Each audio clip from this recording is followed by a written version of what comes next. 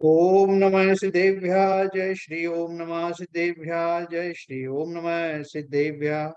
मंगलम भगवान वीरो मंगलम गौतमो गणी मंगलम कुंद कुंदाद्यो जैन धर्मोस्तु मंगलम सर्वमंगल मांगल्यम सर्व कल्याण कारकम प्रधानम सर्वधर्माणां जैनम जयतु शासनम जैनम जयतु शासनम जैनम जयतु शासनम।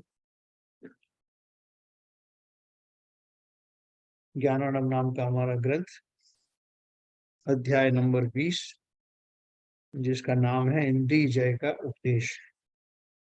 तो इंद्रिय जय के बारे में अपन पढ़ रहे हैं। बाद में हम मन का भी विजय का प्राप्त करने का उपदेश पढ़ेंगे। तो वैसे तो सारी इंद्रियां जो है मन से ही संचालित होती हैं। मन को इंद्रियों का राजा कहा गया है। लेकिन यहाँ इंडिविजुअली, क्योंकि एक एक इंद्रियों का जो विषय है, उन विषयों की अभिलाषा जीवों को उत्पन्न होती रहती है। उन अभिलाषाओं के प्रकार को 5 प्रकार की अभिलाषाओं में बांटा गया है।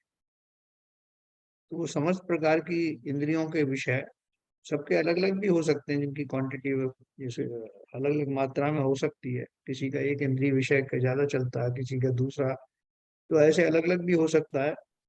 लेकिन ये इंद्रियों के जो विषय हैं, जो संसार में क्यों बनाए गए, संसार में इनकी क्या आवश्यकता थी, और कौन ऐसे हैं जो इस रहस्य को ना समझ पाने के कारण उस इंद्रिय रूपी विषयों के गड्ढे में गिर पड़ते हैं। आज अपन इसकी चर्चा करेंगे।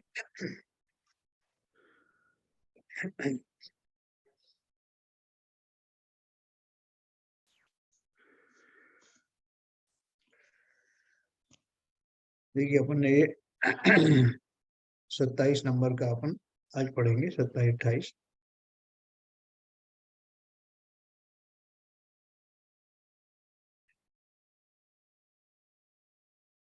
त्वामेव वंचितं मन्ये प्रवृत्ता विषयाय मे स्थिरीकुरु तथा चित्तं यथेतैर्न कलंकयते।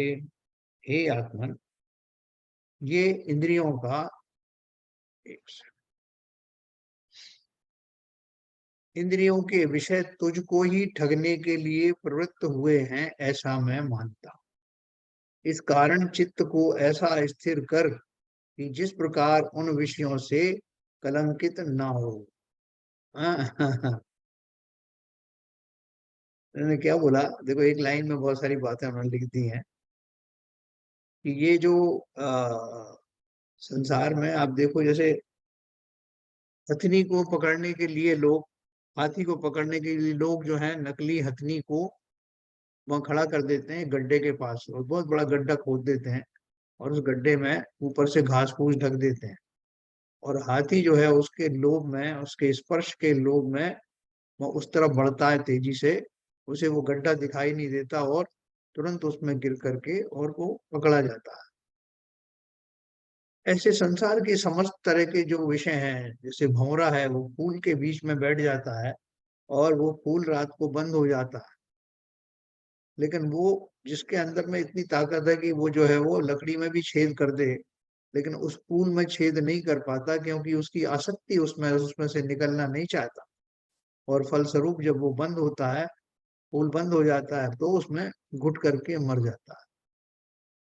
ऐसे समस्त जीव हैं, पतंगे जो हैं वो उसके ऊपर अग्नि के आकर्षण से उस पर जल के मर जाते हैं। जो रसना इंद्री की लोलपी हैं, जो मछलियां हैं, वो कांटों में लगे हुए मांस के टुकड़े को की तरफ आकर्षित होती हैं और कांटे में फंस जाती। कर्णेंद्री के विषय में कहा जाता है कि वो जो हिरण होते हैं वो संगीत प्रेमी होते हैं। तो उनको पकड़ने के लिए शिकारी तरह तरह का संगीत बजाता है और वो मंत्र मुग्ध होकर के शिकारी के पास आके खड़े हो जाते हैं। ऐसे समस्त जो है हमारे पांचों इंद्रियों के विषयों के बारे में उपमाएं दी गई हैं। और संसार में ये सब जो है मौजूद हैं, क्योंकि संसार चलना भी है ना, चलाना भी है। तो प्रकृति में ऐसी व्यवस्था है कि सब तरह का माल यहाँ मिलता है। आपको जिसमें आकर्षण हो आप उसमें फंस जाइए। और बहुत कम ऐसे लोग हैं जो इस आकर्षण में छिपी हुई माया को समझ पाते हैं और वो सतर्क हो जाते हैं। जैसे उस हाथी को कोई अगर सतर्क कर दे कि भैया इधर मत जाना, ये गड्ढा है, फंस जाओगे, तो वो सतर्क हो सकता। ऐसे पंचेंद्रिय के जो समस्त विषय हैं वो छल रूपी ही हैं। उस छल में जीव फंस जाता है और तदनुसार संसार चला करता है। संसार के भोले जीव उन आकर्षणों में फंस जाते हैं। फंसने के कारण वो वहां से निकलना भी नहीं चाहते। वो संसार बिंदु वृक्ष अपन ने पढ़ा था ना, जिसमें ऊपर से जो शहद की बूंद टपकती रहती है और नीचे सब तरह के खतरे हैं, पेड़ पे लटका रहता है, निकलना नहीं चाहता। ऐसे ही संसार की दशाएं ये है कि इतने आकर्षण यहाँ हैं जो मात्र माया ही है, जिसमें जीव फंस जाता है और फंस करके उसमें से निकलने की उपक्रम ही नहीं करता। लेकिन कुछ जीव होते हैं जो उस बार माया को समझ जाते हैं कि उसमें इसमें फंसना नहीं है और वही जीव संसार से निकल पाते। हमारे आकर्षण तो यहाँ तक है कि जो समुशरण आदि लगता है और वहां जाने का मन करता है, तो इतने इतने दूर तक जो उसकी उद्घोषणा होती है, वहां जाते भी हैं तो वो समुशरण के बाहर जो है वो बहुत सारे खेल तमाशे होते रहते हैं। उन खेल तमाशों में फंस जाते हैं, अंदर जाने का हमें भाव ही नहीं रहता, उन्हीं में जा मस्त हो जाते हैं। तो इसलिए संसार में ये जो नाटक चलता है, वो नाटक संसार को बढ़ाने वाले, संसार को मेंटेन करने वालों के लिए है। अपन कहते हैं ना, सब तो एक दिन सब संसार वहां चले जाएंगे, सिद्ध लोग, तो यहाँ कौन बचेगा। चिंता नहीं करो, यहाँ बचने वाले जीव तो बहुत अनंत हैं, क्योंकि उनके लिए ये इंद्रिय सुख आदि के आकर्षण प्रकृति में निर्मित हैं, जिनमें ज्यादातर लोग फंस जाते हैं, बिरले ही निकल पाते हैं। तो इसलिए उन्होंने कहा ये इंद्रियों के विषय तुझको ही ठगने के लिए प्रवृत्त हुए हैं, ऐसा मैं मानता हूं। इस कारण चित्त को ऐसा स्थिर कर कि जिस प्रकार उन विषयों से कलंकित ना हो। आचार्यों का काम है कहना, समझाना। सब जीवों को उन अपने अनुभव के आधार पर ये देखा और वो तो उस किनारे लग गए, लेकिन उनके मन में ऐसा भी भाव आया कि संसार के जितने ज्यादा जीवों को इन विषयासक्ति से या इन ठगी विद्या से बचा सकूं उतना अच्छा है। इस करुणा के भाव के कारण आचार्यों को ऐसा मन होता है कि मैं जितने जीवों को बचा सकूं उन सब जीवों को ये बात बतानी चाहिए। अब उन पर निर्भर करता है कि कौन इस बात को मानता है, कौन नहीं मानता। तो देखो अगली बात करते हैं अपन 28 नंबर पे। उदतिरुदक पूरे रिंद नैश्चित्र भानुर्यदि कथमपि देवा तृप्तिमासा दयेताम न पुनरिहि शरीरी काम भोगै विसंख्येश्चित रतर रतरमपि भुक्तैस्तृप्ति तृप्तिमायाति कश्चित्। इस जगत में समुद्र तो जल के प्रवाहों से यानी नदियों के मिलने से तृप्त नहीं होता और अग्नि ईंधनों से तृप्त नहीं होती। सो कदाचित दैव योग से किसी प्रकार ये दोनों तृप्त हो भी जाएं, परंतु यह जीव चिरकाल पर्यंत नाना प्रकार के काम भोगादि के भोगने पर भी कभी तृप्त नहीं होता है। उन्होंने क्या सिमरी दी है कि जो समुद्र है, समुद्र में बहुत सारी नदियां आके मिलती रहती हैं, फिर भी वो अपनी सीमा छोड़ता नहीं, मर्यादा छोड़ता नहीं। कितनी भी नदी आके मिल जाए और वो कभी भी तृप्त नहीं होता, किसी नदी को मना नहीं करता कि अब मत आओ मैं भर गया हूं। कितनी भी आ जाए, क्योंकि उसका ऐसा स्वरूप होता है। तो कभी भी तृप्त नहीं होता, अर्थात कभी भी वो छिलकने लगे या बंद कर दे लोगों का, नदियों का आना, ऐसा नहीं है। और जितनी समाहित हो जाए। और अग्नि ईंधनों से तृप्त नहीं होती है। अग्नि में जितना ईंधन डालोगे उतनी देर अग्नि चलती रहेगी, ईंधन डालना बंद करोगे तब जाकर के वो बुझने के कगार पर आएगी। सो कदाचित, ये बोल रहे हैं कि कभी, इसका मतलब अग्नि कभी भी संतुष्ट नहीं होती कि साहब इतना ईंधन तो खा लिया अब बंद हो जाए। नहीं, जो जो डालोगे और ज्यादा उसको बचाने की क्षमता उसमें होती है। तो बोल रहे हैं सो कदाचित देव योग से इसी प्रकार ये दोनों तृप्त हो भी जाए, समुद्र भी तृप्त नहीं हो रहा, अग्नि भी तृप्त नहीं हो रही, मान लो कि वो तृप्त हो भी जाए, तब भी यह जीव चिरकाल पर्यंत नाना प्रकार के काम भोग आदि के भोगने पर भी कभी तृप्त नहीं होता। ये किसी जीव की गलती नहीं है, ये नियम है। मैं तृप्त नहीं हुआ तो मेरी गलती है साहब, दूसरा तृप्त नहीं है तो उसकी गलती। कोई भी तृप्त होता है क्या? अभिलाषाओं के जाल में फंसे हुए सभी प्राणी इस जाल से मुक्त हो नहीं पाते। अनंत भव निकल गए हैं, अनंत भवों में जो जो पर्याय मिलती है उसमें भोगते हैं और आगामी पर्यायों में भोगने की कामना करते हैं। इसी कारण पर्यायों का ये क्रम समाप्त होता नहीं, अनंत भव बीत गए। वो जो अनंत अनुबंधी कर्म मेरा बंद होता है इसलिए तो होता है कि मैंने अनुबंध किया है प्रकृति के साथ। अनंत अनंत भवों तक मैं इस संसार से निकलना नहीं चाहता। वो एफडी करते हैं ना बैंकों में, तो साहब 10 साल की एफडी कर लेते हैं। तो 10 साल की एफडी का मतलब क्या है? मतलब ये कि आप 10 साल तक जो है आपका पैसा हमारे पास रहेगा। बहुत सारे लोग तो उसमें वो भी लगा देते हैं, बैन लगा देते हैं कि इससे पहले आप निकाल ही नहीं सकते। मतलब आपने उनसे कॉन्ट्रैक्ट कर लिया उतने सालों के लिए। ऐसे ही प्रकृति के साथ मैंने अनुबंध किया है, कॉन्ट्रैक्ट किया है अनंत वर्षों तक। प्रकृति ने पूछा मुझसे कि आप बीच में निकलना चाहेंगे? नहीं नहीं, बिल्कुल नहीं निकलना चाहेंगे, आप निश्चिंत होकर के मुझे जमा कर लो। मैं जमा हो गया उस प्रकृति के आगोश में, उस संसारी दशा में मैं लिप्त हुआ। मैंने कॉन्ट्रैक्ट कर लिया कि मैं यहीं रहूंगा। बस प्रकृति को क्या चाहिए? उसको ऐसे ही तो मूर्ख लोग चाहिए ना, जो संसार में इन आकर्षणों में फंसे रहें और लंबे समय तक फंसे रहे, निकलने का नाम ही ना ले। लेकिन कुछ हैं ऐसे समझदार व्यक्ति जो इस प्रकृति के इस माया जाल को समझ पाते हैं। जो समझ पाते हैं उनके लिए भी प्रकृति में व्यवस्था है कि जिन्होंने समझ लिया इस रहस्य को भली प्रकार से, यहाँ निकलने का भी मार्ग एक तरफ दिखाई देता है। हम में से आप वहां देखते नहीं उस तरफ जाके, है ना। मैं एक बार ये अपनी बेटी की शादी के लिए वो यहाँ पे हिंद माता करके मार्केट है, वहां देखने गया। तो वहां तरह तरह की जो है वो साड़ियां थी, विचित्र विचित्र कलर के, विचित्र विचित्र डिजाइन के। कुछ ऐसे थे जो आंखों में ही खटकते थे, रंग और डिजाइन। तो मैंने पूछा कि ये कौन खरीदता हुआ है? तो बोले साहब आप ये वो सवाल क्यों पूछ रहे हो? उन्होंने कहा कि भाई ये तो ऐसा लगता ही नहीं कि कोई जो है इनको खरीदता होगा। बोले ना खरीदते तो ये बनाए क्यों जाते?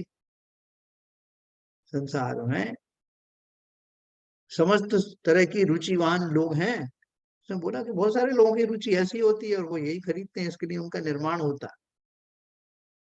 आप तो अपनी रुचि देखिए और पसंद करिए और चले जाइए। ठीक इसी तरह से संसार में तरह तरह के विषयों की रुचि वाले जीव विद्यमान है, और थोड़े बहुत नहीं, थोक के भाव में अधिकांश तो वही हैं। तो इस प्रकृति के इस जाल को वो न समझ पाने के कारण प्रकृति की बलि पर चढ़ जाते हैं, इस माया में फंस जाते हैं और अनंत काल तक फंसे रहते हैं। वे ऐसी ऐसी पर्याय भी धारण करते हैं जहां ना तो उन्हें कोई उपदेश देने वाला है और ना ही उपदेश उनके समझ में आने वाला। क्षुद्र गतियों में, एक इंद्रिय आदियों में वो क्या समझे?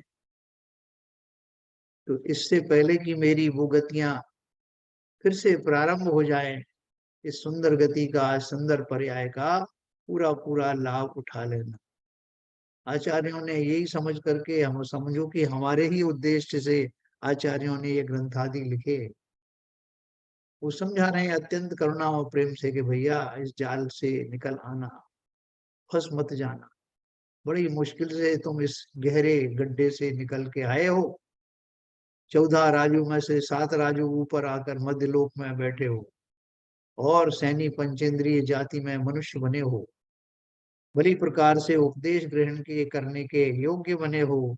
उपदेश देने वाले आचार्य आदि का भी समागम मिला हुआ है। फिर क्या देर है? तुरंत समझ जाओ इस चक्रव्यूह को और निकल करके बाहर आ जाओ।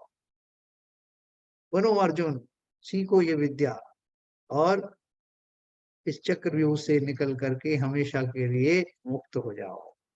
तो उन्होंने क्या बोला, क्योंकि विषयों की अभिलाषा से जीव कभी भी तृप्त होता नहीं है। अग्नि और समुद्र भी भले ही, जो कि असंभव है, वो भी वो एक बार मान लें कि वो तृप्त हो जाए, लेकिन विषयाभिलाषा जीवों को निरंतर चलती रहती है, उससे वो कभी तृप्त होते नहीं। आगे दिया है 29 नंबर।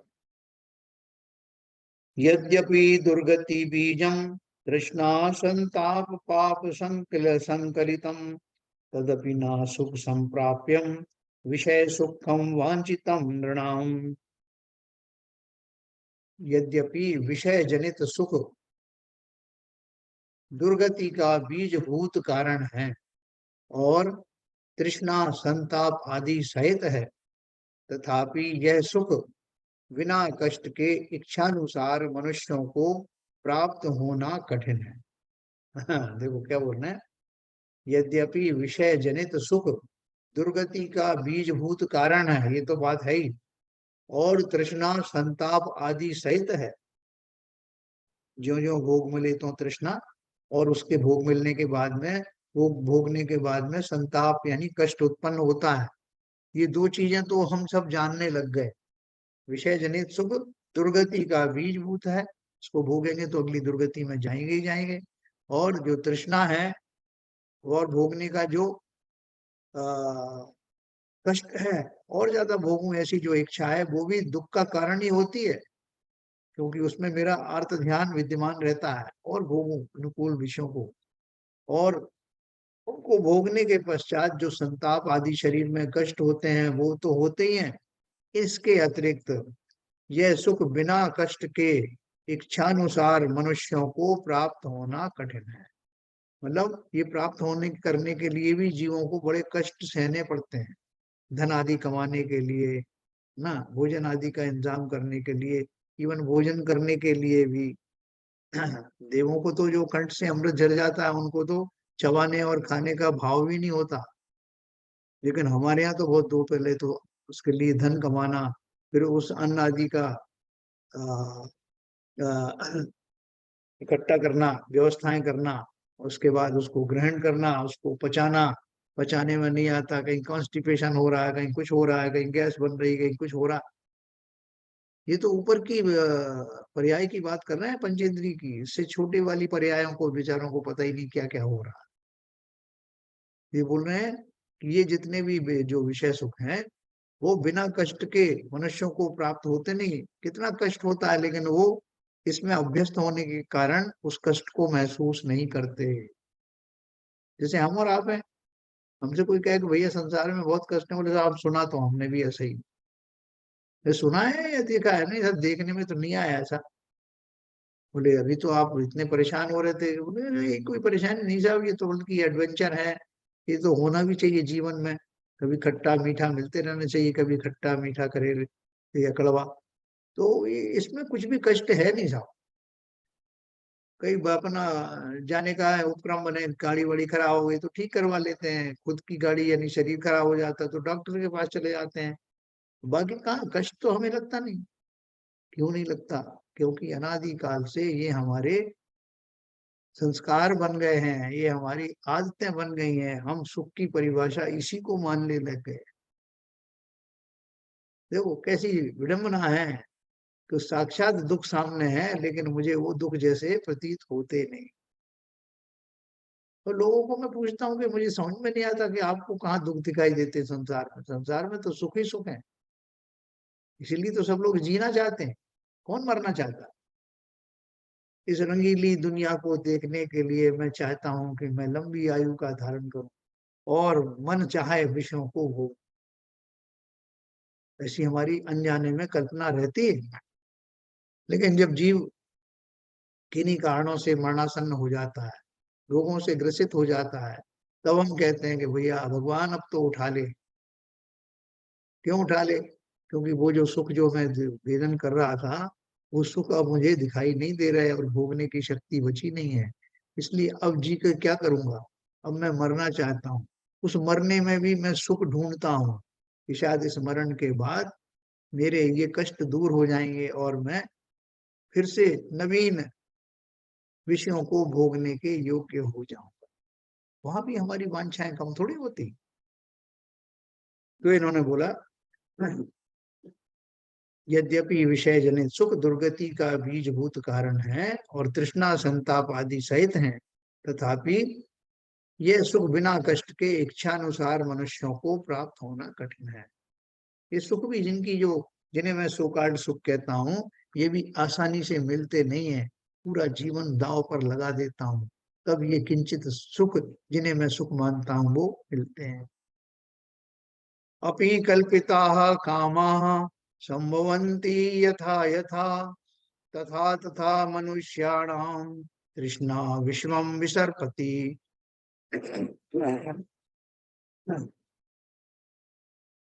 मनुष्यों को मनुष्यों को जैसे जैसे इच्छानुसार संकल्पित भोगों की प्राप्ति होती है, तैसे तैसे ही इनकी तृष्णा उत्तरोत्तर बढ़ती हुई समस्त लोक पर्यंत विस्तारता को प्राप्त होती है। हमारी इच्छाओं की कभी पूर्ति होती नहीं है, ज्यो ज्यो मिलते जाते हैं त्यों त्यों और बढ़ती जाती है। जैसे मैंने कहा ना कि ज्यो ज्यो भोग मिले त्यों तृष्णा अधिक ही हुई। ये नियम है। जैसे अग्नि में जितना आप जो है ईंधन डालोगे, अग्नि उतनी प्रज्वलित होगी। मैंने एक बार गुस्से में और ज्यादा ईंधन डाल दिया कि अब तो अग्नि बुझ जाए, लेकिन उससे तो अग्नि और बढ़ गई। तो इसलिए ये हमारी इतनी बढ़ती हुई है इसकी तृष्णा कि पूरा लोक समा जाए, इतनी मेरी अदम्य इच्छाएं होती हैं, उनका कोई अंत नहीं। एक व्यक्ति ने एक शादी करी, धनवान व्यक्ति ने अपने बच्चे की शादी करी और उसमें जिन लोगों को बुलाया उन सबका बहुत भरपूर स्वागत किया, बहुत सारी उनको जो है उपहार वगैरह दिए, उत्तम भोजन कराया। उसके बाद जो है जब वो जाने लगे तो जो एग्जिट द्वार था उसके पास में उन्होंने एक बड़ा सा कुंड बनाया था और उसमें स्वर्ण के बहुत सारे सिक्के डाल रखे। और उन्होंने लोगों से कहा कि भाई जाते वक्त अपनी अपनी एक एक मुट्ठी भर के आप इसमें से स्वर्ण के सिक्के भी लेके जा सकते। लोग बड़े प्रसन्न हुए, इतना बढ़िया सेठ मिला, इतना अच्छा भोजन कराया, सब वस्त्राभूषण दिए और ऊपर से जाते जाते एक मुट्ठी स्वर्ण के सिक्के भी ले जाने दे रहा है। तो लेकर के बाहर आए। फिर बहुत सारे पत्रकार होते हैं ना, जैसे लोग पूछने पहुंच गए, भाई साहब कैसा लगा आपको, कैसी शादी हुई? बोले साहब मजा आ गया, शादी तो बहुत बढ़िया हुई, लेकिन बोले लेकिन क्या? बोले लेकिन उसने जलते वक्त जो कहा कि एक मुट्ठी भर के सोने के सिक्के ले जाना। अब देखो एक मुट्ठी क्या, आदमी की दो मुट्ठियां होती हैं, कम से कम दो मुट्ठी का तो बोलता। जो दूसरे से पूछा कि भैया आपको कैसा लगा, नहीं नहीं बाकी सब तो ठीक था साहब। अब मुट्ठी सबकी अलग अलग होती है ना, सबका छोटा छोटा छोटा बड़ा साइज होता है। तो ये तो कोई बात नहीं हुई ना, अब मेरी मुट्ठी छोटी है तो मुझे थोड़े से सिक्के मिले ना, बाकी बड़े बड़े अपने हाथों में भर के ले गए। तो इसलिए वो भी संतुष्ट नहीं हुआ। कहने का आत्मा तात्पर्य क्या है कि आप कुछ भी कर लो, स्काई इज द लिमिट, मेरी तृष्णा शांत होने वाली नहीं है। अगला है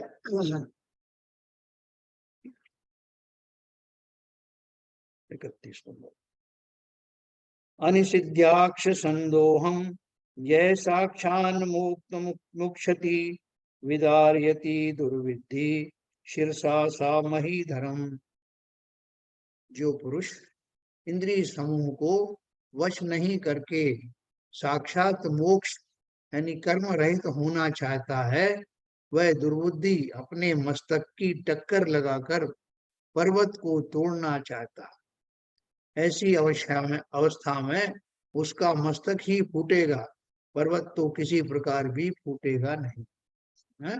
बोले जो पुरुष इंद्रिय समूह को वश नहीं करके साक्षात मोक्ष होना चाहता है, जैसे अपन ने ऊपर पढ़ा था ना, जिसने ना वैराग्य धारण किया, ना किसी तरह से इंद्रियों को वश में किया और ना ही कोई नियम संयम पालन किए, और वो मोक्ष जाना चाहता है। तो ऐसी स्थिति ये यहाँ ये जो पैठन करके एक जगह है, जहाँ भी आप सब लोग तीर्थ यात्रा करके आए होंगे, तो हम लोग भी वहां गए। तो अभिषेक वगैरह करके, शांति धारा करके हम लोग वस्त्र बदल रहे थे, तो एक व्यक्ति वहां पर आया। सीबी जन साहब साथ में थे, आरपी जन साहब भी थे। तो उस व्यक्ति ने पूछा, सबसे पहले उसने क्या क्वेश्चन पूछा, आरपी जन साहब से पूछा कि साहब ये, अगर कोई व्यक्ति जो है ये नियम संयम करने में असमर्थ है, मंदिर जाने तक में असमर्थ है, लेकिन उसको जो है अच्छी गति में जाना है, उसको मोक्ष जाने की अभिलाषा है, बाकी वो कुछ नहीं कर पा रहा, ना नियम संयम, ना जो है दर्शन आदि, तो वो कैसे कर पाएगा, उसका कोई उपाय आप बताएं। तो आरपी जन साहब ने सीधा मेरी तरफ इशारा कर दिया, साहब इनसे पूछिए, आप ये बताएं। मैंने उनका प्रश्न सुना और मैं समझ गया कि बीच में कुछ ये शॉर्टकट बताने वाले हैं। काफी देर तक वो उनसे चर्चा हुई, बाद में मैं समझ गया कि वो ये कहना चाहते थे, और उन्होंने कहा भी बाद में कुछ लोगों को कि अगर आप सब तरह से असमर्थ हैं, ये सब नहीं करना चाहते, तब भी मेरे पास कुछ उपाय हैं, जिन उपायों में मैं आपसे कुछ मंत्र पढ़वा लूंगा, कुछ आपसे पैसे ले लूंगा, आपको कुछ आपकी तरफ से कुछ कर दूंगा, और आप मोक्ष के मार्ग पर चल पड़ेंगे। आपकी अभिलाषाओं को पूरा करने के हम हैं ना, हम कर देंगे वो सब, आप तो इतना इतना रोकड़ा। हम लोग उनका उसमें समझ गए, हमें कुछ करना नहीं था, निकल आए वहां से। लेकिन देखा थोड़ी देर में बहुत सारे लोग फंसे हुए थे, जिनको वो इस विद्या का के द्वारा उनको रोके हुए थे। ये मंत्र कर देंगे, ये आपको अंगूठी पहना देंगे, ये आपको ताबीज दे देंगे, ठीक हो जाएगा। तो फंसते भी हैं। तो यहाँ कहने का अर्थ क्या है कि अगर कोई व्यक्ति इंद्रिय समूह को वश में तो किया नहीं, और साक्षात मोक्ष चाहते हैं कर्म रहित, तो वो कैसे हैं, जैसे कि अपने मस्तक के प्रहार से पर्वत को तोड़ने की बात सोचते हैं। ऐसी अवस्था में उसका मस्तक ही फूटेगा, पर्वत तो किसी प्रकार फूटेगा ही नहीं। अगला पढ़ते हैं 32 नंबर।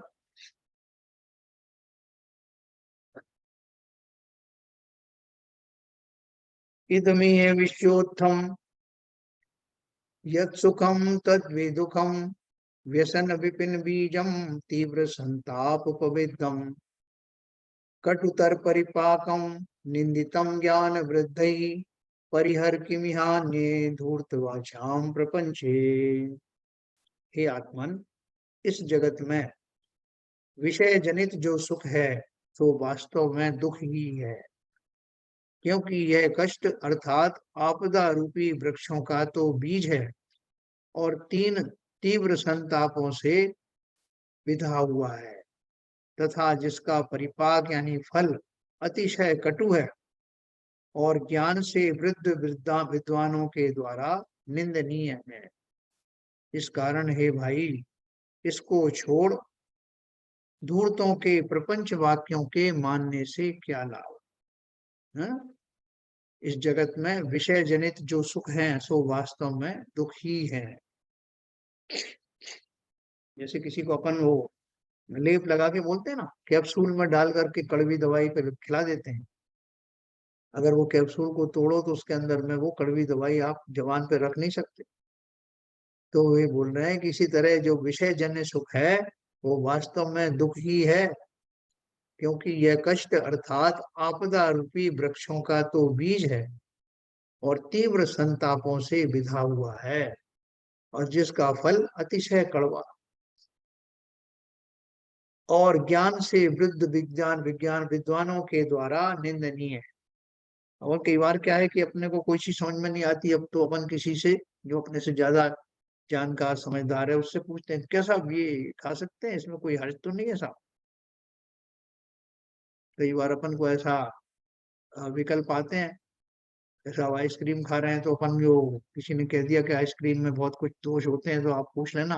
तो कोई खड़ा हुआ है, कोई ज्ञानी, तो हम उससे पूछते हैं साहब, तो साहब इसमें क्या दोष होता है, इसको क्यों नहीं खाना चाहिए। वो खाने की हमारी अभिलाषा है, लेकिन फिर भी इतनी नहीं है कि उसमें अगर कोई दोष बता दे और फिर भी हम खाएं। हम ज्ञानियों की भी बात मानते हैं। लेकिन यहाँ तो वो बोल रहे हैं विद्वानों ने जिसका निषेध किया है, भली प्रकार से ज्ञान से जाना है कि ये निंदनीय है और घातक है, ऐसा उनके द्वारा आचार्य आदि के द्वारा बताए जाने के बावजूद भी मैं उन वाक्यों में फंस जाता हूँ। जो धूर्तों ने कहा साहब ये तो कुछ भी कहते रहते हैं, जिन्हें खाना है नहीं कि आपको बिना बात के मना कर रहे हैं, इसमें कुछ नहीं है। वो पहले के जमाने में ऐसा होता था, अभी आजकल साहब मशीन का युग है, इसमें ऐसा कुछ नहीं। आप देखो उसका जो कंटेंट है ना चीजों का, अब उसमें कहीं बता दो, कहीं लिखा हो कि मछली का है या उसका है या कोई मांस मदिरा है, कहीं लिखा है क्या? उसमें तो ये लिखा है इतने परसेंट सोडियम, इतने परसेंट कैल्शियम, ये सब लिखा है ना साहब। और वो ज्ञानी से फिर पूछा तो देखो साहब इसमें तो ये लिखा है, ये कह रहे हैं मैं खा लूं क्या? बोले भैया ये बात सही है कि इसमें ये तत्व हैं, लेकिन वो प्राप्त कहाँ से हुए उसका सोर्स लिखा है क्या? ये सोडियम कहाँ से निकाला गया है, कैल्शियम कहाँ से निकाला है, फास्फोरस कहाँ से निकाला, उन जीवों के बारे में, उस सोर्स के बारे में लिखा है क्या? नहीं साहब वो तो नहीं लिखा। और साहब देखो ऐसा है कि जो लिखा ही नहीं है, आप उसके बारे में क्यों रोक रहे हो मुझे? तो तुम्हारी बहुत तीव्र अभिलाषा है तो खाओ ना, क्यों पूछ रहे हो? नहीं, अगर आप भी अगर हाँ कर देते तो फिर मैं बेहिचक होकर के उसका पालन करता। क्योंकि अभिलाषा तो वो लगी ना, किसी तरह से ये भी और बाधा समाप्त हो जाए। अभी ज्ञानी फैनी कहाँ से आके खड़े हो गए, अब इनसे पूछना भी पड़ता है। तो क्या बोल रहे हैं, इस जगत में विषय जनित जो सुख हैं सो वास्तव में दुख ही हैं, क्योंकि यह कष्ट अर्थात आपदा रूपी वृक्षों का तो बीज है। आगे भी मतलब वो ऐसे ही वृक्ष उगेंगे और तीव्र संतापों से विंधा हुआ है, तथा जिसका परिपाक अतिशय कटु है और ज्ञान से वृद्ध विद्वानों के द्वारा निंदनीय है। प्रामाणिक जीवों ने बता दिया आपको, फिर क्यों अपना दिमाग लगा रहे? इस कारण है भाई, इसको छोड़कर धूर्तों के प्रपंच वाक्यों के मानने से क्या लाभ? तरह तरह की बातों में आपको फंसाएंगे। साहब ये जो आपने जो साबूदाना जो छोड़ा है, वो शकरकंदी से सड़ा के बनाया जाता था, वो पहले बनाया जाता था। आजकल तो साहब वो मशीनों से होता है, पैरों से कौन घूमता है। और वो तो प्लास्टिक के हैं और यो फलाना है करके आपको भ्रमित करेंगे लोग तरह तरह से। लेकिन जिन्हें वास्तव में उनसे अभिलाषाएं नहीं है, वो तैयार बैठे हैं छोड़ने के लिए कि जरा सा कोई बोल दे कि इसमें से एक दिक्कत है तो तुरंत छोड़ देंगे। दूसरी तरफ ऐसे हैं जो जरा सा वो कोई कह दे नहीं नहीं सर इसमें कोई हर्ज नहीं है तो तुरंत सेवन करे। दोनों तरह के जीवन। तो इसलिए संसार में के भोगों में निरंतर कष्ट हैं, भोगों को अर्जन करने में और उनको भोगने में, दोनों में ही कष्ट तो है ही। इसके अलावा वो विष बीज हैं, आगे चलकर अनेक भवों में भी कष्ट देने वाले हैं। अपन एक और पढ़ेंगे फिर अपन चर्चा करेंगे। 33 नंबर। तत्कारक पारतंत्र मचिरानाशय सदृष्टान्वय स्थिरे भी निरुपाधि संयम व्रतो बाधा निधान पर शर्मभ्य स्प्रयंती अंत विषया नाश्रित्य जद्देहिन स्तत्य क्रुद्यत्य फणिनाय काद्र काद्र दशनई कंडु विनोदय स्फुटम। देखो ये बहुत जोरदार है। यद्यपि विषय जनित पूर्वोक्त सुखों को दुख ही कहा है, सो ठीक भी है, क्योंकि उस सुख की कारकों की पराधीनता है, अर्थात वह सुख अन्य के द्वारा होता है, मतलब उसमें दूसरों का इन्वॉल्वमेंट होता है, तब वो जो आके विषय जन्य सुख आपको प्राप्त होता है। और तत्काल नाशवान भी है, दूसरों के द्वारा कैसे उत्पन्न होता है अभी अपन इसकी चर्चा करेंगे। आप सब सुने इसको, फिर अपन चर्चा करेंगे। वह सुख अन्य के द्वारा होता है और तत्काल नाशवान भी है, तथापि ये संसारी जीव उपाधि रहित संयम के धारक होने पर भी तृष्णा के साथ संबंध करते हुए बाधा के कारण ऐसे अन्य धनादिकों के द्वारा सुख के लिए विषयों की इच्छा करते हैं। सो क्या करते हैं कि मानो क्रोधायमान नागेंद्र के अगले दांतों से खुजलाने का साक्षात विनोद ही करते हैं। भावार्थ है, सांप के जहरीले दांतों से खुजलाना मृत्यु का व दुख का ही कारण है। तो अपन जानते हैं ना कि किसी से कहो, कोई सर्प से कहो भैया मेरे पीठ में बड़ी खुजली हो रही है, मेरा हाथ वहां तक जाता नहीं, आप अपने दांतों से इसको खुजला दोगे क्या? ऐसा कहने वाले ने उस आने वाली आपत्ति के बारे में सोचा ही नहीं है। इसके ऊपर उन्होंने क्या लिखा है, यद्यपि विषय जनित पूर्वोक्त सुख को दुख ही कहा है, सो ठीक भी है, क्योंकि उस सुख को कारकों की पराधीनता, कारक माने जो उस सुख को जन्म देने वाले हैं, उन सब की पराधीनता है ना। जब तक वो कारक नहीं होंगे वो सुख की प्राप्ति नहीं होगी। वो कौन से कारक हैं अपन अभी बात करेंगे। और अर्थात वह सुख अन्य के द्वारा होता है और तत्काल नाशवान भी है। यहाँ तक आपको समझ में आया होगा। तथापि ये संसारी जीव उपाधि रहित संयम के धारक होने पर भी, साहब मेरी प्रतिमाएं हैं, कितनी प्रतिमाएं साहब, और तीन चार तो हैं साहब। बोले ठीक से आपको याद है कि नहीं, तीन है कि चार है? नहीं वो ऐसे ही साहब, वो कभी ये कर लेता हूँ उदाहरण, कभी वो कर लेता हूँ, बदल बदल के भी कर लेता हूँ, ऐसे तीन चार प्रतिमाएं हैं। अच्छा, तो तीन चार प्रतिमाएं हैं तो आपको तो भला प्रतिमाओं में तो ये बताया कि आपको ये नहीं, न केवल खान पान की बात है बल्कि ऐसा चिंतन भी नहीं करना, अपनी दिनचर्या भी ऐसी नहीं करना कि मीलों दूर तक आप अपने जो जो आपने नियम लिए के सामने, ये ऐसा दूध लूंगा, ऐसा पानी लूंगा, फलाना लूंगा, उसके लिए आप मीलों दूर दूर तक चल के जा रहे हैं, कितने जीवों का घात हो रहा है, मन में अभिलाषाएं बसी हुई हैं, इसका आपने चिंतन किया क्या? उन्नीस साहब ये तो चिंतन हमने नहीं किया। हमें तो इतना मालूम है कि कुएं का पानी पीना चाहिए और शुद्ध दूध लाना चाहिए, और हम सुबह से शाम तक जो है थोड़ा आधा टाइम तो हमारा इसमें ही निकल जाता है व्यवस्था में। लेकिन अच्छा है ना साहब, हमने जो उपाधि धारण की है वो तो पूरा करना पड़ेगा।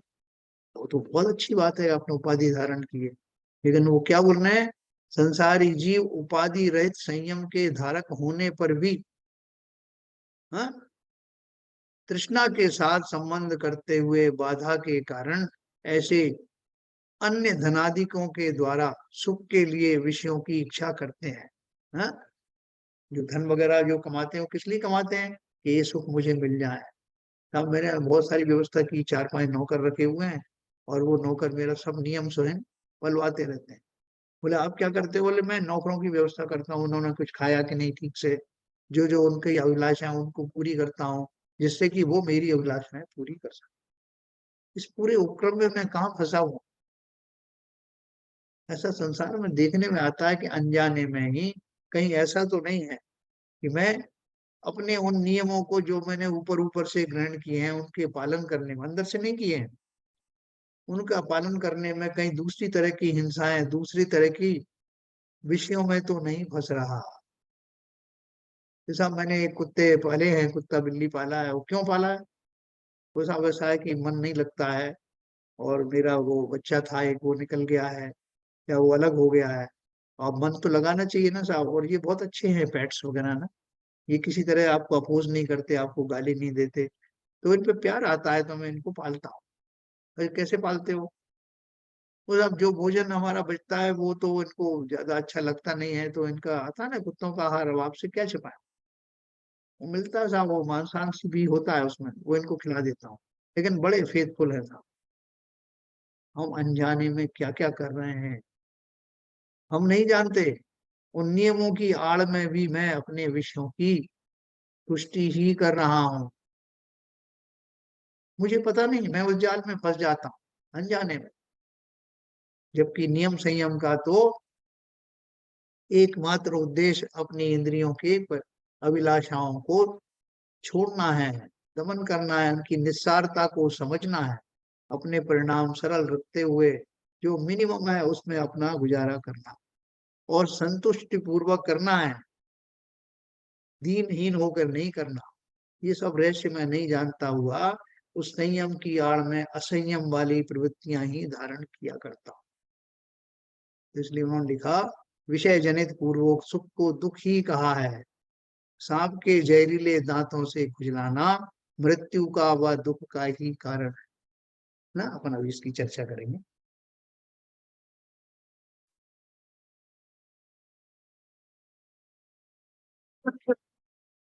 अच्छा, ये पर से कैसे जनित होते हैं? लोग बोलते हैं कि जो सुख है मेरे, वो उसमें पर वस्तुएं कारक हैं, कारण है। ऐसा अपन को लगता है क्या? हाँ। क्या ललित जी? हाँ, दूसरे कारक तो है उस चीज के लिए। मान लीजिए मुझे कोई चीज स्वाद वाली है, कोई चीज अच्छी लगती है, लड्डू अच्छे लगते हैं, तो अब वो अपने आप तो कल्पवृक्ष तो है नहीं कि आपको बोला और मिल गए। तो कोई ना कोई आपको उसको निमित्त है जो बना के दे रहे हैं। हाँ। और तो वही कारक होगा एक्चुअली आपके इंद्रिय सुख के लिए। इसी तरह आप दूसरों पे, इंद्रिय सुख पे डिपेंडेंट तो ही दूसरों। हाँ, तो एक तो ये आत्म सुख ही ऐसा सुख है जो कि आप स्वयं है, जिसमें कोई डिपेंडेंस नहीं है। बहुत बढ़िया, बहुत बढ़िया। तो ये तो इन्होंने एक वो लड्डू बनाने वाले को दिया कि उसके आश्रित हो गए। और क्या क्या अपने आश्रय लेते हैं उसके अलावा? क्या आरपी जैन साहब? नहीं सर, लड्डू अपने आप में ही एक आश्रय है। जो हाँ। मेरे आदत से उत्पन्न नहीं हुआ, वो किसी न किसी के सहारे से उत्पन्न हुआ है। तो बनाने वाले की छोड़िए, लड्डू अपने आप में ही मेरे को अगर सुखावास हो रहा है तो वो कारण बन रहा है ना मेरा। तो बनाने वाला एक निमित्त मिला आपको, उसके अलावा आपको और बीच में कोई साधन नहीं चाहिए खाने के लिए? हाँ, तो अगर निमित्त के साथ सुख उत्पन्न होता है, सुख तो सुखाभासी रहा, दूसरों के भरोसे रहा मैं, जब तक वो है तब तक मेरा सुख है वो। हाँ। अगर वो मेरा कारण गए, जैसे इसमें कहा है ना आपने 31वें उसमें जो है हाँ। कि अगर वो कारण एब्सेंट हो गया तो मेरा सुख गायब हो गया। हाँ। यानी मेरा परिवार से सुख है, पत्नी से सुख है, लड़कों से सुख है, भोजन से सुख है, वो दूसरों के सहारे से ही सुख मिल रहा है। मैं ऐसा और मानता हूँ। और वो आपकी इंद्री भी तो जो है स्वस्थ होनी चाहिए ना। हाथ पकड़ने वाले, लड्डू पकड़ने वाले हाथ भी होना चाहिए जिनमें थोड़ी ताकत हो, लड्डू तक तो झेलने। और वो और एक और जो का सुख वो हो गया, कारण हो गया, वो भी मेरे कारण बनते हैं सर। जब और तक मुंह मेरी में जाने, इंद्रिया तब तक मुंह मेरे में को जाने, सुख है। आपकी जो रसना इंद्रिय है वो भी जो है वो इंटैक्ट होना चाहिए। स्वाद भी आना चाहिए। बहुत सारे लोग बोलते हैं कि मेरा मुंह तो कड़वा हो रहा है साहब, कोई स्वाद ही नहीं आ रहा। अभी कोरोना पीरियड में हुआ था ना, स्वाद ही नहीं आ रहा हमको। तो रसना इंद्रिय भी परिपक्व हो, मन में भी वैसी इच्छाएं आए। बोले साहब खाने की इच्छा ही नहीं हो रही साहब, मन तो करता है कि खाना चाहिए, पहले भी बहुत खाता था लेकिन इस समय मन नहीं हो रहा। तो मन की वृत्ति भी वैसी हो, ये भी मैं चाहता हूँ। मेरा मन लगे साहब, भूख ही नहीं लग रही साहब, मीठा खाने की इच्छा ही नहीं हो रही, तो इच्छा भी चाहिए, नहीं तो अंदर ही नहीं जाएगा वो लड्डू, है ना? और क्या कारक हो सकते हैं? हाँ, और भी कारण हो सकते हैं, सब सोचने पड़ेंगे सब एक एक करके। लेकिन अन्य के जन्य ये दूसरों के उस तरफ से आ रहे हैं, ये दूसरों के कारण मैं अपना सुख मान रहा हूँ उसमें। तो अपन ने देखो ऐसा इंतजाम कर लिया, अगर मान लो कि लड्डू बनाने वाला भी एक रख लिया है, उसको पेमेंट कर लिया, और साथ में डॉक्टरों की एक लाइन लगा रखी है कि जब कभी मेरे हाथ पैर जो है मैं कोई कमी आए या रचनाइंद्री में कोई कमी आए तो डॉक्टर भी मैंने तैनात कर रखे हैं। सब तरह की व्यवस्था है। तो अब इसमें जो है कौन सा एक कारण है जो अगर ना हो तो ये सब व्यवस्थाएं फेल हो जाए? ये कोई कारण है ना प्रबल? क्या शैलन जी है उधर? हाँ सर, अभी ज्वाइन किया हूँ मैं, आज ऑफिस से बहुत लेट हो गया। अच्छा, तो ये सब जो है मेरे पास व्यवस्थाएं अगर हों। भेद विज्ञान हो जाए, हम्म। भेद विज्ञान हो जाए तो ये सब चीज व्यर्थ हो जाए।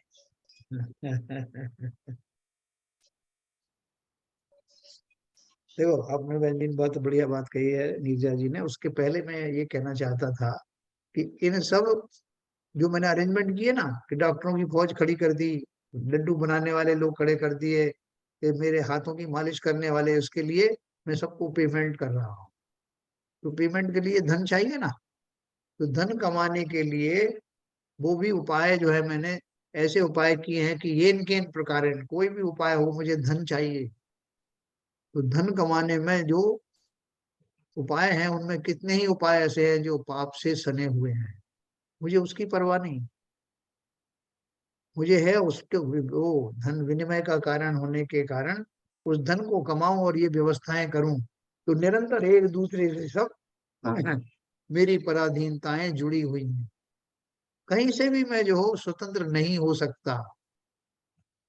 इसलिए जितने भी कारक हैं उन कारकों से मुक्ति प्राप्त होने के लिए मूल में तो अभिलाषा का त्याग होना ही उपादेय है, वही एकमात्र उपाय है। और वो कैसे होगा, जैसे नीरजा जी ने बताया कि इन विषयों से निरपेक्ष होने का एक ही संबल है, और वो है भेद विज्ञान। इसको तृप्त कर रहा हूं, शरीर को जो मेरा है ही नहीं, ना ही मैं शरीर हूं। इन इंद्रियों को जो मात्र छलावा जैसी ही हैं, जिसकी हमने विस्तार से चर्चा की, ये छलावे ही हैं। संसार में ऐसे जीव हैं ना, जिनको कोई किसी में फंस जाता है, कोई जादू देखने में खड़ा हो जाता है, कोई कोई दूसरी तरह की चीज देखने में खड़ा हो जाता है। संसार में इतने तरह के प्रलोभन और छद्म वस्तुएं हैं, और अलग अलग रुचि के अनुसार जीव उसमें फंसते चले जाते हैं। हमारी अभिलाषाएं भी दूसरों के सबकी एक जैसी होती है कि सबकी थोड़ी अलग अलग होती है? क्या सरिता जी, सबकी अभिलाषाएं एक जैसी हैं? नहीं, सबकी अलग अलग होती हैं। हाँ, इवन अगर हम एक भाई बहन भी हैं तो सबकी अलग अलग हैं। अलग अलग होती है ना। और दूसरे जो, ये तो हम बात कर रहे हैं मनुष्य पर्याय की, उसमें भी इतनी वैरायटीज मिलती हैं। और जो 84 लाख योनियों में होने वाले जीव हैं, उन सबकी अभिलाषाएं भी अलग अलग होती हैं। कोई ऐसी अभिलाषा नहीं है जिनको मैंने प्राप्त नहीं किया है अलग अलग पर्यायों के माध्यम से, लेकिन तृप्त हुआ क्या? ऐसा हमें नहीं, लगता है कि हम अब बस इतना हो गया, अब उसके बाद कुछ नहीं चाहिए। आज तक तो हुआ नहीं। सही में तो क्या है, जैसे आप इससे पहले वाले जो उसमें दोहे में था, जी, जैसे जैसे विषय भोगों की तरफ बढ़ता हूँ, मेरी तृष्णा और बढ़ती जाती है। मेरी एक्चुअली में जो एंड नहीं है, मुझे ऐसा लगा कि मैं इस विषय को भोग के जो है समाप्त कर रहा हूँ, ऐसा है जी। नहीं। तृष्णा मेरी और जागृत होती ये तो प्रैक्टिकल अपन लोग देखते हैं खुद ही, है। बिल्कुल। लेकिन फिर भी हम इससे शांत होते नहीं। तो कोई कोई हमारे पास में ऐसा उपाय हो ही नहीं सकता। बोलना है कि कदापि अग्नि जो है वो तृप्त हो जाए, कदापि समुद्र जो है तृप्त हो जाए, लेकिन जीवों की जो इच्छाएं हैं वो कभी तृप्ति को प्राप्त नहीं होती। तो इसके पीछे क्या कारण है? मतलब ये हमारी कुछ गलती है, हमने जानबूझ करके ऐसी इच्छाओं को धारण किया है, या क्या, किस तरह से ये इच्छाएं आ गई? हमने ना अनादिकाल के संस्कार हैं। ये तो स्वभावगत है, सब स्वभावगत है। वाह। वस्तु का हमने सही स्वरूप को भी नहीं जाना, ना हाँ। हमने मतलब अपने 7 तत्वों का चिंतन नहीं किया। इसलिए हमको मतलब ये सारी अभिलाषाएं ऐसे लग रही कि बस जो है तो दूसरों से ही हमें सुख मिलता है, हाँ। और भेद विज्ञान नहीं किया अभी तक कि ये सब मुझसे भिन्न है। पर वास्तव में अगर जो कुछ हमें मिल रहा है वो निरंतर मिलता चला जाए, तो कहाँ संसार में दुख है? कहाँ संसार में दुख है क्या? सब कुछ मिल जाए आपको, जो कुछ है निरंतर। बहुत सारे ऐसे पुण्यशाली जीव होते हैं ना, जिनको पूरे जीवन भर सब भोजन आदि किसी तरह के कष्ट होते नहीं, लेकिन नहीं, फिर भी चाह जो, अगर लिमिटेड है तब तो ठीक है। जो चाह है माने लिमिटेड है, बस दाल रोटी चाहिए और हाँ, निरंतर मिलती रहे, और केवल इतनी चाह तो से तो संतोष आदमी नहीं होता है। चाह बढ़ती जाती है उसकी। आज उसकी दाल रोटी मिल रही, कल लगेगा कि भाई दाल में छौंक होना चाहिए, बाद में नहीं ये रोटी तो टुकड़ी होनी चाहिए, तो चाह उसकी बढ़ती जाती है एक्चुअली। बहुत बढ़ती जाती है। बस ऐसे जीव तो भी है ना जिनको कि 56 प्रकार के भोजन मिलते हैं, फिर भी उनकी जो है चाह बढ़ती नहीं। मेरा हाँ, कुछ कहना चाहता हूँ जैसा बोलिए। हाँ, ऐसा है सर, ये जो कहने की बात है कि हाँ, दाल रोटी मिलती रहे, जिनको दाल रोटी मिल रही है और जो कह भी रहे ना, उनके अंदर हाँ, इतनी गद्दता भरी हुई है कि मिल जाए तो पता नहीं क्या नहीं खा जाए। हम्म, केवल अभी अवेलेबल नहीं है तो इसलिए बोलते हैं कि साहब हमारी दाल रोटी चलती रहे, बस इतना सी। और सही यदि इस- उनको अभी, तो अभी उनको जैसे मौका मिल जाए और उनकी भूख खुल जाए, उनका शरीर स्वस्थ हो जाए, खाने लायक हो जाए और सामने मिष्ठान आ जाए बढ़िया बढ़िया, तो फिर रुकेंगे क्या? नहीं रुकेंगे। तो ये जो ये जो हम जो बात करते हैं ना, वो काफी थ्योरेटिकल और बड़ी वैसी बेसी होती है। जो असली बात तो यही है कि जो अपने स्वभाव में हमको फर्क लाना है, जो हमको जो आज चीज अच्छी लग रही है उसमें उदासीनता कैसे लाएं। और उदासीनता भी जब भी आएगी जब उदासीनता में आपको आनंद आने लगे। यदि उदासीनता में आपको उदासीनता में मजा नहीं आ रहा तो फिर आप कोई मतलब नहीं है, फिर तो और आपको मतलब फ्रस्ट्रेशन हो जाएगा। अरे यार मेरे को खाने भी नहीं मिल रहा और मैं खा भी नहीं रहा हूँ, और मतलब, लेकिन आपको ऐसा मजा आने लगेगा, अरे आज तो मैंने केवल नमक छोड़ा हुआ, मजा आ रहा है आज। आज मैंने मैंने ये छोड़ा हुआ, आज मेरे 3 और मजा आ रहा है मेरे को, तो फिर आपको मतलब आप कर सकते हो उसको। तो ये इसमें आनंद आपको लेना है, तभी आपका आनंद बढ़ पाएगा, तभी आप जा पाओगे उसमें। ये बहुत बढ़िया बात कही आपने। ऐसी कोई उदाहरण दो ना कि जिसको अपने विषयों की अभिलाषा कम करने में आनंद आने लगा हो। कोई उदाहरण है? अब जैसे उदाहरण यही है कि मैं आपको चक्रवर्ती कोई बोल रहे थे? जैसे अभी जैसे हम लोग, मैं अपनी बात बताता हूँ कि मैंने जी। 16 साल तक इतना गुटखा खाया, इतना खाया कि मेरे पास में हमेशा कम से कम 1 वीक का स्टॉक रहता था। इतना घर में रहता था, स्टॉक ऑफिस के उसमें ड्रॉर में रहता था, कंटिन्यूसली रहता था। हाँ, हाँ, लेकिन 2001 में जब मैं सेक्टर गया और मैंने छोड़ा, तो मेरे को 8-10 दिन बड़ी तकलीफ हुई, लेकिन आज मेरे को इतना सुखावास होता है उसको। मैं दूसरे को किसी को खाते देखता हूँ ना, तो मैं बहुत तृप्त हो जाता हूँ हाँ, कि मैं हाँ, नहीं खाता। हाँ। जैसे तो बनारसी दास जी के बारे में अपन ने पढ़ा ना कि जब वो चोर उसका सामान ले जा रहे थे तो उनको इतनी खुशी हुई कि ये जो बेकार का परिग्रह पड़ा हुआ था आज इससे भी मुक्ति का समय आ गया। मेरी चाहत ही जो है नहीं है इतनी, ये बिना बात के पड़ा हुआ था, ये तो उपकारी जीव है जो ये लेके लेने आया है, इससे इसका भला हो तो बहुत अच्छा है। ऐसा उनको सुखद आभास हुआ। ऐसा जैसे शरण जी कह रहे हैं ऐसा होता है जब संयमी जीव संयम की ओर बढ़ते हैं, तो उस संयम की दशा को एंजॉय करते हैं, उसे भार नहीं समझते। भार समझे तो फिर संयम कैसा, फिर तो वो आर्त ध्यान का कारण बन गया। ये बहुत बढ़िया बात है। तो मैं जो कुछ भी अभी अचीव कर रहा हूँ शास्त्रों के माध्यम से, जो कुछ मेरे जीवन में आ रहा है, घटित हो रहा है, उससे परिपूर्ण संतुष्ट रहूं और और अधिक उस दिशा में बढ़ूं, ऐसी कामना हम कर सकते हैं। तो और कोई कुछ कहना चाहेंगे? मीना जी, आपका जो इंटरनेट ठीक है तो आप भी थोड़ा सा पार्टिसिपेट करिए।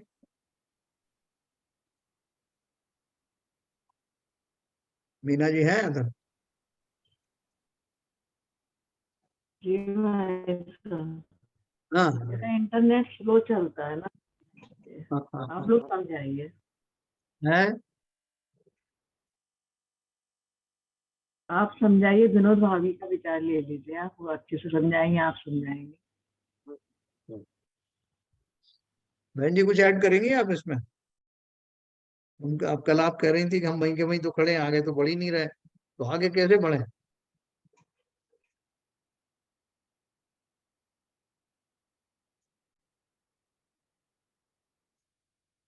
आप ही बता दो भाई साहब ताकि बढ़ जाए नहीं। बढ़ बढ़ना तो चाहते पर बढ़ नहीं रही। हाँ, तो अपन क्या कुछ उपाय अपन आपस में ही सोच रहे हैं, क्योंकि बड़े बड़े कोशिश आचार्य। भी करते हैं तो हर्डल्स आ जाते हैं बीच में अपन कोई ऐसे जो है तात्कालिक उपाय, जैसे अपने देसी नुस्खे होते हैं ना, कि अंग्रेजी दवाई जो है नहीं जा पा रहे हैं वहां, नहीं ले पा रहे हैं, तो कोई देसी नुस्खे लगा देते हैं ना।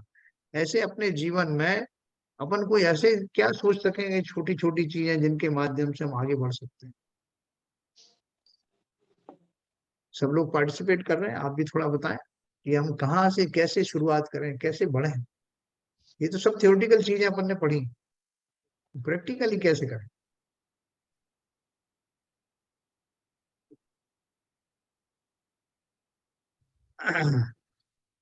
क्या संजय प्रकाश जी, आपको कुछ लगता है कि अपन कुछ कर सकते हैं? हेलो। हाँ, सर वही बोल रहा हूँ, जैसे मतलब छोटी छोटी चीजों को धीरे धीरे छोड़ के, मतलब शुरुआत जैसे आपने बताई है, हाँ। कई बार चीज हम लोग मतलब मानते भी हैं लेकिन पूरा भरोसा नहीं करते। जैसे अभी हम बोले मैं कमाने के लिए जाता हूँ, इनकम करने जाता हूँ। अब एक बार ये भी विश्वास है कि मेरे नसीब में होगा तो मेरी इनकम होगी, लेकिन फिर भी 12 घंटे में उसमें बर्बाद करता हूँ। बराबर। अब मानता भी हूँ, पूरा पूर्ण भरोसा नहीं कि मैं घर में रहूंगा या अपने दूसरे काम करूंगा, मेरा घर सुरक्षित रहेगा, सब कुछ रहेगा, या परिवार बच्चे सब ठीक रहेंगे। हाँ, ये मतलब जानता हूँ लेकिन मानता नहीं हूँ उसको। सही बात। मन जो है ये थ्योरी है, उस थ्योरी को थ्योरी मान करके थ्योरी सही है ये तो मान लेता हूँ, लेकिन मेरे जीवन में वैसा ही घटित हो रहा है और मैं वैसा थ्योरी के अनुसार चलना चाह कर भी चल नहीं पाता, है जी ना। जी इसके आपने सही कहा, इसके पीछे एक तो मेरा पूर्ण विश्वास का ना होना है, और दूसरा मेरा जो है कुछ कर्म का उदय भी है जिसके कारण की ये स्थिति बनी हुई है। लेकिन थोड़ा सा मैं अगर पुरुषार्थ करूं उस थ्योरी की तरफ, उसमें विश्वास में बदलना चाहूं तो करके देखूं तो मुझे लगेगा कि नहीं, ऐसा थ्योरी के अनुसार ही होता है। तो मेरे जो उपक्रम पहले चलते थे बिल्कुल अनवरत बिना देखे हुए अंध दौड़ के कारण जैसे चलता था, उसमें अवश्य ही कमी तो आने लगती है।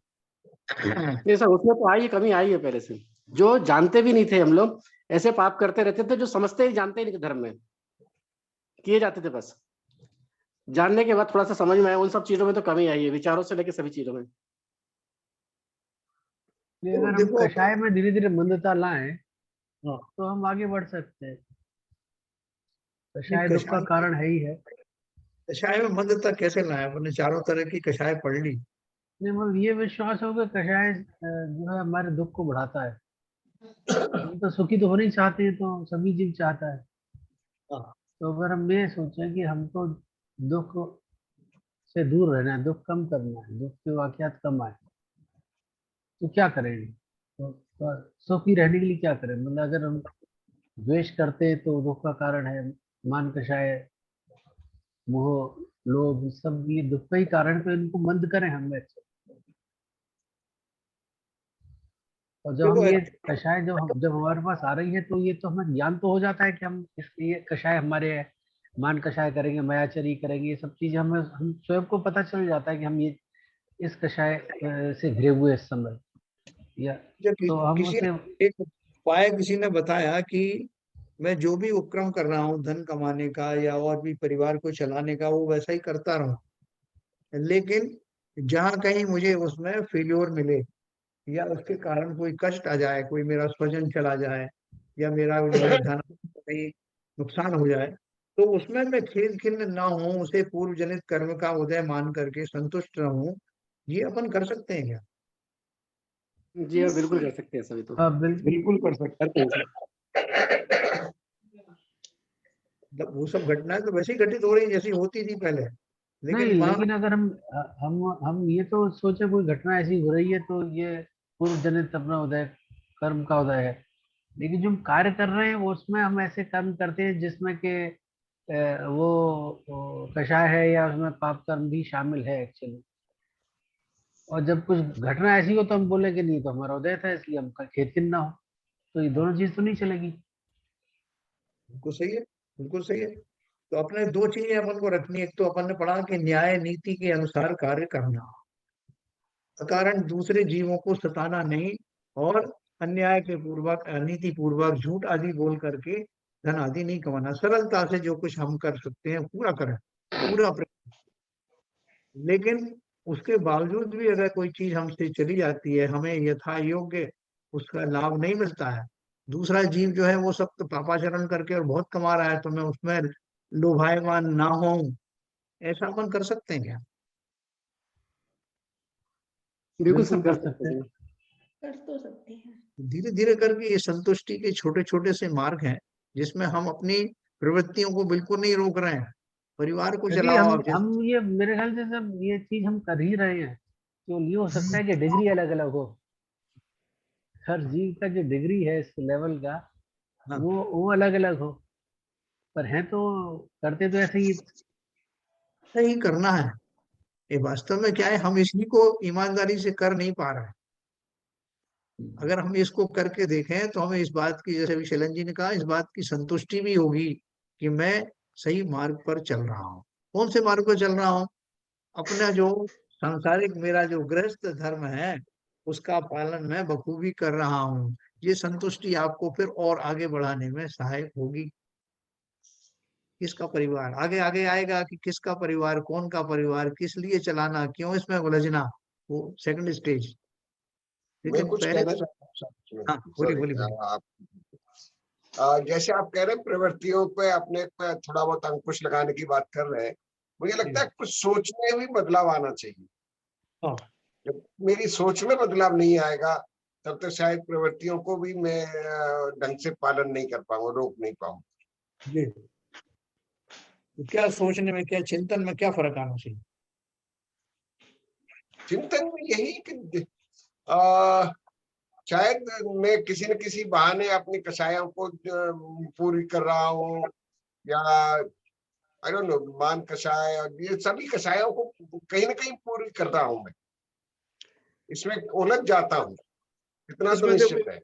एक छोटी सी चीज मैं आपको बताऊं। अपन एक काम कर सकते हैं, जब कभी मुझे क्रोध के भाव आए तो क्रोध के भाव को एनालिसिस करना कि ये जो है, ये क्रोध करने योग्य बात है क्या, या मुझे क्रोध क्यों आ रहा है? कहीं कोई ऐसा तो नहीं मेरा मान भंग हुआ इसलिए मुझे क्रोध आया? कहीं ऐसा तो नहीं मेरा लोभ पकड़ा गया या मेरी मायाचारी पकड़ी गई इसलिए मुझे क्रोध आया? एक क्षण के लिए एनालिसिस करना, बहुत ज्यादा टाइम की जरूरत भी नहीं है। क्रोध आने से पहले, क्यों क्रोध आने के बाद तो आदमी फिर अंधा हो ही जाता है। आने से थोड़ा सा पहले, जैसे मुझे इसको एक बार अपन सोच के करते हैं क्रोध कि इसको डांट दूं, इसको डपट दूं, मैं ऐसा कर दूं। ऐसे क्षणों में एक सेकंड रुक करके अपन सोचें कि कहीं ये मेरी किसाई के बोझ के कारण तो नहीं हो रहा, कहीं मेरी बहुत ऐसी कोई अच्छी बात। पनप रही। आप सोच के देखेंगे। हाँ बोलिए। ऐसा कभी ऐसा वाकयात होते हैं ना कि जैसे कोई ऐसी बात कही किसी एक जीव ने, और आप आपको बात पसंद नहीं है एक्चुअली, और आप सडनली क्रोध होने लगते हैं। हाँ। हालांकि उस बात ने ऐसा आपका मान को कम नहीं किया हो, तो कोई द्वेष वाली बात भी नहीं थी। तो वो क्या क्या ऐसी स्थिति में, वो ऐसा क्यों होता है एक्चुअली, जबकि वो जो अगला जीव है मान आपके हिट नहीं कर रहा है, द्वेष भी नहीं कर रहा, ना मैचारी करे, सिंपल बात बोल रहा है और आपको बात पसंद नहीं है, और वो पसंद नहीं जो आप उसे गुस्सा कर क्रोध करने लगते हैं। हाँ ठीक है ना। ये किस पसंद कषाय कारण है? नहीं, ये आपको जो पसंद नहीं है, मतलब कई बार देखो किसी का, कोई व्यक्ति का सामने मुंह देख करके आपको गुस्सा सा आता है, जबकि उसने आज, आप कहना यही चाहते होंगे शायद कि आपने, आपका कुछ भी उसने प्रत्यक्ष में ना तो बिगाड़ा है ना कोई ऐसे वचन कहे, लेकिन उसको देख के आपको अपने आप ही ऐसा क्रोध जैसा भाव आ रहा है, ऐसा ना? तो वो क्या है कि एक पूर्वकृत भी होता है, पूर्व संस्कार होते हैं, वो एक अलग चीज है। लेकिन बाई एंड लार्ज तो अपन इस बात को तोल सकते हैं। और दूसरा एक बात और है कि हमें धैर्य जीवन में बहुत अपना बढ़ाना है। हम दूसरे की बात पूरी सुनना नहीं चाहते, अपनी बात तो पूरी कहना चाहते हैं, लेकिन दूसरे की पूरी सुनना नहीं चाहते। अगर हम पूरी सुनने का भाव रखें तो बहुत सारी बात में, जिस टाइम वो अपनी बात कह रहा है उसमें उसका आकलन करके, और फिर अपना रिएक्शन जो है वो संयमित रिएक्शन में कर सकता हूँ। फिर उसका भाव को समझो वो क्या कहना चाहता है। हमें इसमें चतुराई लाना है। सुनने में दो कान दिए ना, ज्यादा सुनो और बोलो कम। दूसरों की बात को पूरी तरह से सुनो और फिर अपनी रिएक्शन दो। ये हम अवश्य कर सकते हैं। और इस उपक्रम में बस दो चीजें रखनी है, दूसरे की बात सुनना और अपने रिएक्शन में कैसे कर रहा हूँ उसको हर्ट करने वाली तो नहीं है। ये तो हुआ एक तरफ का। और दूसरा ये है कि मैं जब अपनी कोई बात अलग से किसी से कहना चाहता हूँ तो कहीं मैं कोई मान वस्तु नहीं कर रहा हूँ। मेरे जो शब्द आने वाले हैं वो मान के साथ युक्त तो नहीं है। मैं कहीं कोई मायाचारी तो नहीं कर रहा हूँ, ऐसा चिंतन। ये दो बातें अगर हमने जीवन में कर ली, सुनने वाले को धैर्य पूर्वक सुना, अपनी रिएक्शन को संयमित किया, और अपने बोलने के उपक्रम में क्वेश्चन किया कि कहीं ये मैं जो बोलने जा रहा हूँ ये माया कषाय से, मान कषाय से, किसी और कषाय से प्रेरित तो नहीं है, तो हमारा जीवन में बहुत ज्यादा संतुलन आने की संभावना। बहुत ही सुंदर बात कही आपने सर। प्रेक्षा ध्यान में खूब सारे प्रयोग हैं चिंतन के। अच्छा अच्छा, वेरी गुड। जैसे सहिष्णुता है, धैर्य है। आजकल हम सहिष्णुता का प्रयोग शुरू किया है क्षमा भाव के लिए। तो फिर ऐसा, तो जैसे 3 बार अगर हमें किसी की बात सहन नहीं हो रही, तब हमें एक बात तो जरूर लगता है हम तो ये प्रयोग कर रहे हैं ध्यान में, मतलब अनुप्रेक्षाएं 12 अनुप्रेक्षाओं के अलावा इन्होंने और भी कई अनुप्रेक्षाएं दी हैं। तो एक सहिष्णुता की है, क्षमा के अभाव में, क्रोध के अभाव में क्षमा होता है, मतलब क्षमा का दूसरा नाम उन्होंने सहिष्णुता बोला। और जहाँ हमारी सहमति नहीं है तो हमें दूसरे की बात सहन नहीं होती। तो ये थोड़ा कल शुरू किया है 4-5 दिन से। तो बीच में एक दिन आया था तो फिर लगा अरे मेरे को तो रिवर्स रिएक्शन नहीं करना है, तो थोड़ा फिर मन शांत हो जाता है, अपने को समझ में आ जाता है तुरंत। एक्चुअली ये प्रेक्षा ध्यान जो है आचार्य तुलसी ने बहुत सारे एक्सपेरिमेंट करके बनाया था। आचार्य महाप्रज्ञ जी ने बनाया था, आचार्य तुलसी का भी था, उस टाइम से शुरू हो गया था, आचार्य तुलसी ने इसलिए शुरुआत उनको की। बोला था कि ऐसा कुछ करो, ध्यान पद्धति जैनियों की विकसित करिए।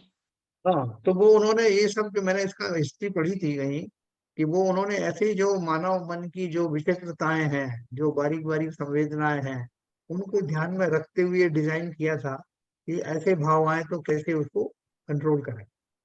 तो करके ये प्रेक्षा ध्यान बहुत अच्छा बनाया उन्होंने। और अपन जो बात कर रहे थे वो भी उसका एक छोटा सा भाग था, अंश था, जो हम तुरंत प्रभाव से अपने जीवन में घटित कर सकते हैं। तो बहुत अच्छा है, कभी जो प्रेक्षा ध्यान का और किसी को अभी मौका मिलेगा, अपन को एक बार तो अपन ने किया था, तो उसका विस्तार स्वरूप भी अपन लाएंगे।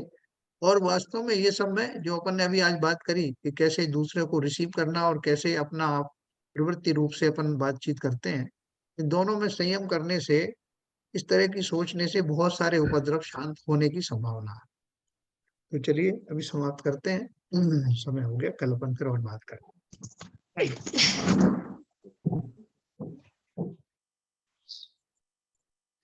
नित्यतम नाश वे को ज्ञान के प्रकाश वे को अपर भास वे को भानु शिव खानी है। छह द्रव्य जान वे को बंध वेधि भान वे को स्वपर पिछान वे को परम प्रमाणी है। अनुभव बताए वे को जीव के जताए वे को काहू न सताए वे को भव्य और आनी है।